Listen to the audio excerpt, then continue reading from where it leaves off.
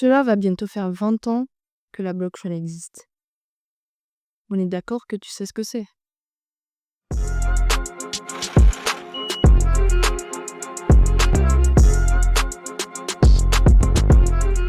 Aujourd'hui, on va parler de la blockchain. Durant toute l'explication, je veux que tu associes la blockchain à un grand livre ouvert. Imagine un grand livre de comptes partagé entre toi et 10 de tes amis. Ce qui va rendre le livre spécial, c'est 4 grandes choses. D'abord, de 1, c'est un livre ouvert, accessible à tous. Tout le monde a la même version du livre et c'est une version unique. Deuxièmement, pour que tu puisses écrire quelque chose dans ce livre, il faut que les autres le vérifient. Tu ne peux pas mentir.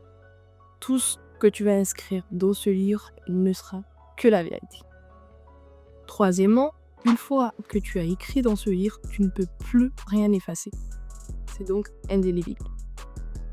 Et quatrièmement, tout le monde peut certes avoir accès à ce que tu as écrit dans le livre, mais pour les informations détaillées et précises, ça ne sera qu'entre toi et la personne avec qui tu as traité.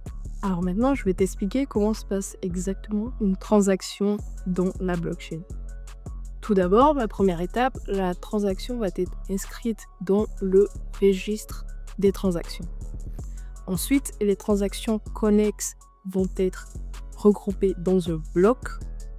Et une fois ce bloc rempli, il va être lié au bloc précédent et former une chaîne de blocs. Le bloc est identifié grâce à un hash qui est sa carte d'identité et qui est un ensemble de chiffres et de lettres complexes et impossibles à deviner. Ensuite, la transaction va être vérifiée et validée par des mineurs. Un mineur, c'est un utilisateur de la blockchain qui va vérifier une transaction et qui sera rémunéré en Bitcoin. Il va vérifier la transaction à l'aide de programmes et d'ordinateurs puissants. Et pour obtenir la rémunération, il devra donner un proof of work ou tout simplement la preuve de son travail. Et enfin, une fois la transaction validée, elle va être horodatée et rajoutée au bloc existant. Mais donc, dans quel domaine est-ce que tu peux utiliser la blockchain? Eh bien, très sincèrement, presque partout. Le cas d'usage le plus célèbre, c'est dans les crypto-monnaies, comme le Bitcoin ou l'Ethereum. Mais il n'y a pas que ça. Tu peux utiliser la blockchain pour gérer des contrats intelligents ou smart contracts.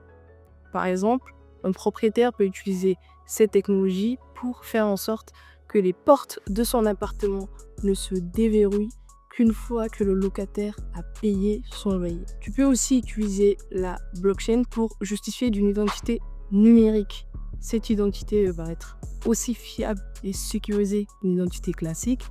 Par exemple, un passeport numérique qui va avoir la même valeur légale qu'un passeport classique et qui va faire foi de ton identité. Par ailleurs, la blockchain peut être utilisée dans l'art numérique. Les artistes vont pouvoir vendre leur art directement aux acheteurs sans avoir à passer par un intermédiaire comme un galeriste, le marchand d'art, un commissaire-priseur, un agent artistique qui touche généralement une commission. Et ces œuvres numériques vont être vendues sous forme de NFT pour Non-Fungible Token. Les entreprises peuvent utiliser la blockchain pour le suivi des produits, pour ainsi tracer l'origine d'un produit et les étapes de la transformation. D'où vient ton steak par exemple ou tes légumes. Dans l'immobilier, tu peux utiliser la blockchain pour des transactions simplifiées, pour ne plus avoir à passer par le notaire, l'avocat, ou tout simplement les banques. Mais à côté de ça, la blockchain a aussi des inconvénients. Alors, il y en a plusieurs, j'en ai relevé 2 majeurs. D'abord, la consommation énergétique très élevée. Le proof of work, ou preuve de travail dont on a parlé, exige une consommation d'énergie très élevée pour les mineurs. Deuxième inconvénient, les transactions sont irréversibles. Une fois qu'elles sont inscrites, elles ne peuvent plus être modifiées ou annulées. Donc, en cas de fraude ou d'erreur, c'est très compliqué. Et maintenant, que dire sur la régulation de la blockchain dans le monde? Bien, en Europe, on a le règlement sur le marché des cryptoactifs MiCA adopté en 2023 qui pose des règles uniformes sur les cryptoactifs, y compris les stablecoins et les plateformes d'échange. Par ailleurs, l'Union européenne réfléchit également sur des solutions pour limiter l'empreinte carbone des Proof of Work. Aux États-Unis, on a une régulation fragmentée. La régulation est partagée par plusieurs agences comme la SEC ou la CFTC, ce qui crée des incertitudes. Certains États comme le Texas ou le Wyoming sont pro-blockchain, tandis que d'autres comme New York imposent des règles très strictes. En Asie, la Chine a interdit les crypto-monnaies depuis 2021, mais est pour l'utilisation de la blockchain pour des applications industrielles ou gouvernementales. Le Japon dispose d'un cadre clair depuis 2017 qui réglemente les crypto-monnaies comme des actifs légaux. En Afrique, on a une approche variée. Certains pays comme le Nigeria sont contre l'utilisation des crypto-monnaies, mais encouragent l'utilisation de la blockchain dans les secteurs d'activité. On arrive à la fin de la vidéo, j'espère que j'ai été claire et concise.